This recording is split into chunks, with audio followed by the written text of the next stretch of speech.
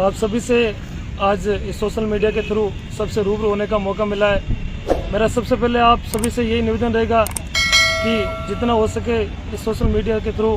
जितना लाइव हो सके मेरे सभी ग्रुपों के अंदर मेरे सभी भाइयों को शेयर करें, ताकि जो विश्वविद्यालय से जो मेरे अध्ययनरत विद्यार्थी है, जो ग्रामीण परिवेश के पश्चिमी क्षेत्र में अंतिम छोर तक बैठे मेरे जो भी भाई हो जो भी बहन हो, उन तक पहुँच सके, उन तक जो मेरे विश्वविद्यालय के जिन मुद्दों को लेकर आज मैं विश्वविद्यालय में छात्र राजनीति में आया हूँ और जिस विश्वविद्यालय के जितने भी मुद्दे हैं छात्रों के लिए, उन मुद्दों को लेकर मैं विश्वविद्यालय का जो छात्र संघ चुनाव लड़ने जा रहा हूँ, वो सारे मुद्दे आप सबसे मैं रूबरू करने जा रहा हूँ। तो मेरा सभी साथियों से एक बार निवेदन रहेगा कि ज़्यादा से ज़्यादा वीडियो को शेयर करें और एक बार हो सके जितना मेरे ग्रामीण परिवेश से बैठे मेरे जो भी भाई है उन सब तक मेरी बात पहुँचे, मेरी आवाज़ पहुँचे। साथियों, सबसे पहले मैं विश्वविद्यालय का जो सबसे बड़ा मुद्दा है, विश्वविद्यालय का एक इकाई है कमला नेहरू महाविद्यालय, उनका सबसे बड़ा मुद्दा ये है कि निःशुल्क बालिका शिक्षा। जब राजस्थान सरकार प्राथमिक शिक्षाएं जब 12th पास करके हमारी बहनें विश्वविद्यालय के अंदर आती है, तब क्यों ना राजस्थान सरकार जो प्राथमिक शिक्षा होती है 12वीं कक्षा की हो चाहे 11वीं कक्षा की हो, उनकी शिक्षा पूर्ण रूप से राजस्थान सरकार निःशुल्क कर रही है। तो क्यों ना विश्वविद्यालय के अंदर भी जो हमारी बहनें ग्रामीण परिवेश से 12th पास करके विश्वविद्यालय में आती है, तो उनकी जो शिक्षाएं संपूर्ण रूप से चाहे एग्जाम फीस हो चाहे एडमिशन फीस हो संपूर्ण रूप से निःशुल्क होनी चाहिए। यही दूसरी बात, एग्जाम फीस और एडमिशन की फीस के साथ जो स्पोर्ट्स की जितनी भी फीस होती है, एक्टिविटी चाहे स्पोर्ट्स से हो चाहे एनएसएस से हो चाहे एनसीसी हो, जितने भी उनके शुल्क लिए जाते हैं वो संपूर्ण रूप से निःशुल्क होने चाहिए। रहा दूसरा मुद्दा मेरा, प्रत्येक फैकल्टी के अंदर चाहे पुस्तकालय हो चाहे विश्वविद्यालय की चाहे प्रत्येक इकाई के अंदर जो पुस्तकालय, उनके अंदर जो विश्वविद्यालय की जो प्रतियोगिता की परीक्षाएं होती है, उनके अंदर जो विद्यार्थी अपने सुचारू रूप से संसाधन साथ में लाते हैं, तो विश्वविद्यालय को भी एक विश्वविद्यालय के जितने भी प्रशासन उनसे मैं निवेदन करना चाहता हूं कि प्रत्येक पुस्तकालय के अंदर विश्वविद्यालय द्वारा एक ऐसी ई मित्र की हो चाहे ई रिक्शा ई मित्र की व्यवस्था करनी चाहिए, ताकि जो ऑनलाइन बुक्स होती है वो विद्यार्थियों को बाहर से नहीं लानी पड़े, पुस्तकालय के अंदर ही उनको मौजूद करानी चाहिए। विश्वविद्यालय का सबसे बड़ा हमेशा मुद्दा रहा है, चाहे और भी कई छात्र संघ चुनाव लड़े होंगे, मेरा सबसे अहम मुद्दा रहा है, क्योंकि मैं जब विश्वविद्यालय में 2015 के अंदर आया था, जिस जगह पे आज खड़ा हूँ इसी जगह पे मैंने एक एनएसएस का कैंप अटेंड किया था। तो उस कैंप के अंदर जो मेरे बाहर से विश्वविद्यालय आए थे, राजस्थान विश्वविद्यालय से प्रोफेसर, तब उन्होंने एक चीज़ बताई थी कि इस विश्वविद्यालय के अंदर आज तक किसी ने जो मेरे दिव्यांग भाई है उनके लिए जो निःशुल्क परिवहन की व्यवस्था है वो आज तक किसी ने मांग नहीं उठाई है। तो मेरा सबसे बड़ा मुद्दा रहेगा कि विज्ञान संकाय हो चाहे कला संकाय हो चाहे ओल्ड कैंपस हो चाहे न्यू कैंपस हो चाहे कमला नेहरू महाविद्यालय, सभी संकायों के अंदर जो भी मेरे दिव्यांग भाई है जो भी मेरे बहनें हैं, उनके लिए विश्वविद्यालय प्रशासन द्वारा एक ई रिक्शा की व्यवस्था करानी चाहिए, एक निःशुल्क बस की व्यवस्था करानी चाहिए, ताकि क्या कि न्यू कैंपस मुख्य द्वार से लेकर कला संकाय तक जो आपस के बीच का डिस्टेंस है 2 किलोमीटर, तो वो दिव्यांग भाई मेरा उनका कवर नहीं कर सकते, तो उनके लिए ई रिक्शा की व्यवस्था करानी चाहिए। रही दूसरी बात, विश्वविद्यालय प्रशासन द्वारा एक आईडी कार्ड यूनिक कार्ड का भी दिव्यांग भाइयों के लिए उनको बनाना कर देना चाहिए, ताकि क्या कि वो अपने जब ग्रामीण प्रवेश में जाए चाहे अपने घर जाए चाहे और भी कई कंपटीशन एग्जाम देने जाए, तो उनका अधिकतम शुल्क 10 रुपये होना चाहिए, जो राजस्थान सरकार ने कर रखा है, तो विश्वविद्यालय में भी लागू होना चाहिए। हालांकि मैं जब 2015 के अंदर इस विश्वविद्यालय में आया तो मेरा बीएससी ग्रेजुएशन इसी विश्वविद्यालय विज्ञान संकाय से हुआ, मेरा PGB MSc geology department English medium से इसी विश्वविद्यालय के अंदर हुआ। मैंने हमेशा मेरे एमएससी भाइयों के साथ मुलाकात की है, उनके साथ रहा हूँ मैं, तब कहीं ना कहीं मुझे लगता है कि इस कैंपस के अंदर इस कैंपस की जितनी भी फैकल्टियाँ, प्रत्येक फैकल्टी के अंदर एक ई मित्र की व्यवस्था होनी चाहिए, ताकि क्या है कि जो भी मेरे एमएससी के विद्यार्थी पीजी क्लासेस के, उनके जितने भी नोट्स हो, चाहे उनको कोई अलग से कोई कंपटीशन तैयारी करने के लिए चाहे कोई पीडीएफ तैयार करनी हो, तो उनको कहीं कैंपस से बाहर दूर जगह नहीं जाना पड़े, कैंपस के अंदर ही विज्ञान संकाय का जो डीन ऑफिस है उनके पास एक ई मित्र की व्यवस्था होनी चाहिए, ताकि क्या कि जो सारे कैंपस के डिपार्टमेंट है वो सारे डीन ऑफिस है वो सबसे बीच में पड़ता है, तो कहीं ना कहीं डीन ऑफिस के पास में एक ई मित्र की व्यवस्था भी होनी चाहिए। रही दूसरी बात, पीजी क्लासेस के जितने भी मेरे भाई बहन हैं वो सुबह 7 बजे क्लास के अंदर आते हैं और शाम को वापस 4 बजे जाते हैं, तो कहीं ना कहीं कोई प्रोफेसर अगर लीव पे रह जाता है, अगर कोई क्लास बीच में नहीं लगती है, तो उस टाइम जो उनके मेरे भाई और बहन हैं उनके जो नाश्ते की समस्या आती है, हमेशा उनके जो खाने की समस्या आती है कि दूर दराज से आते हैं विश्वविद्यालय के अंदर, वापस घर नहीं जा पाते हैं, तो सबसे बड़ा मुद्दा है कि प्रत्येक विश्वविद्यालय के प्रत्येक फैकल्टी के अंदर एक कैंटीन की व्यवस्था होनी चाहिए सुचारू रूप से, और उनका सारा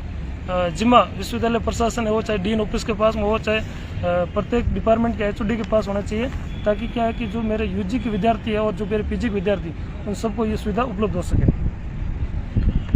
साथियों, ये जो मुद्दा बताने जा रहा हूँ मैं, ये सबसे बड़ा विश्वविद्यालय का अहम मुद्दा है। मैं 2015 के अंदर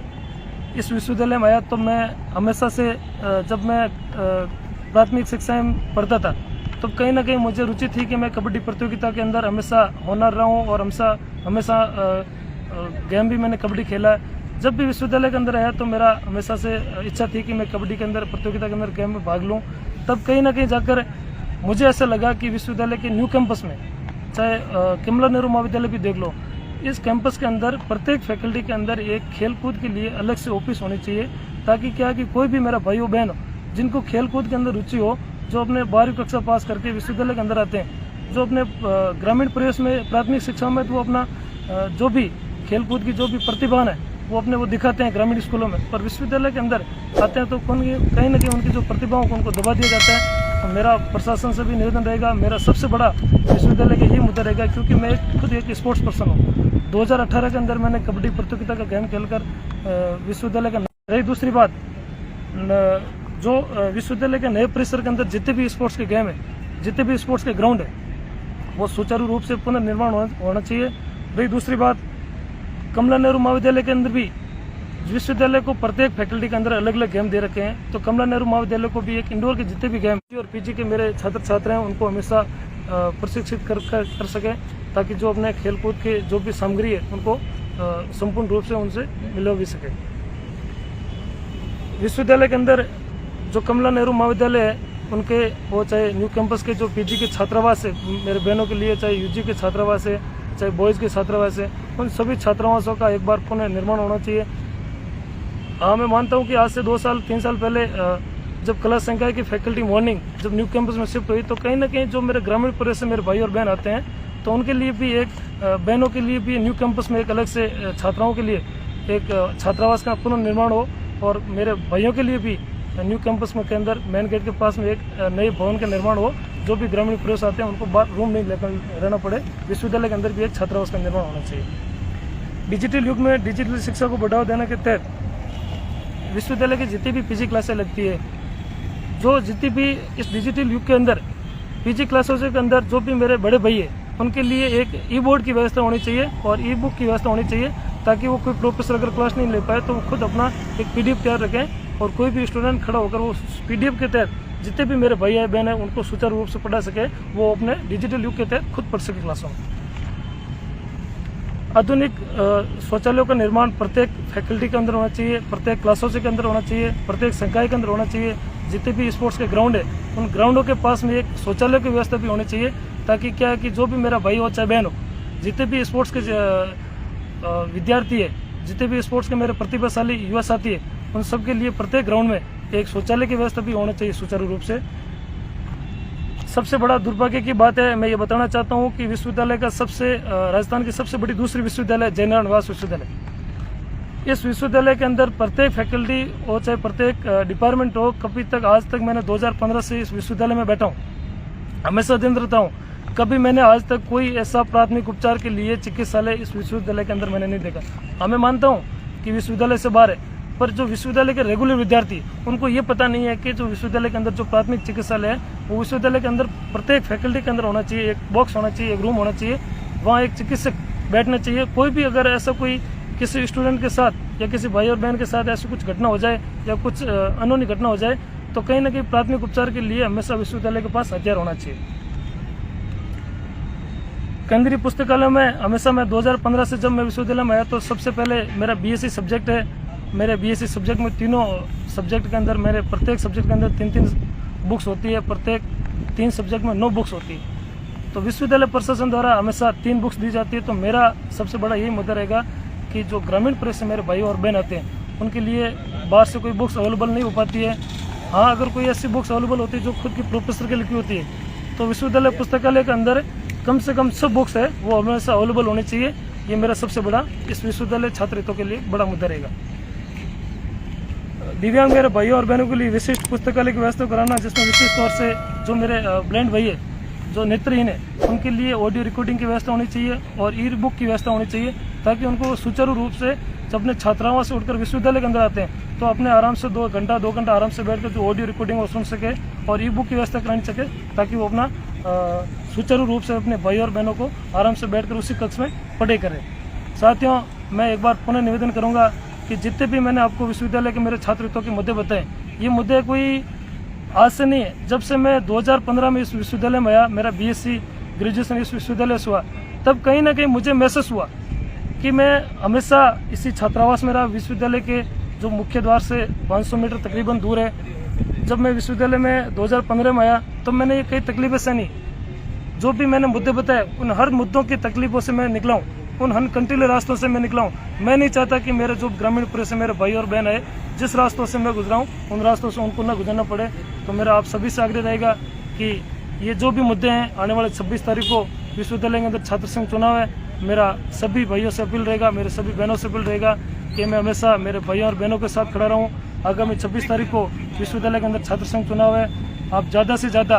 बैलेट नंबर 2 पर अपना मत और समर्थन देकर मुझे विजय बनाएं। रही बात मेरे पेनुष्य के पैनल के मेरे जितने भी साथी हैं, उन सभी के पैनल पर ज़्यादा से ज़्यादा मत और समर्थन देकर विजय बनाएं। मैं एक बार पुनः अपील करूंगा, आप मुझे साथ दें, मेरे इस संघर्ष के साथ आप मेरे साथ चलिए। हमेशा मैं आपकी अगली पंक्ति में खड़ा रहकर आपकी मांग को उठाऊंगा, कहीं आपको कोई तकलीफ नहीं आने दूंगा।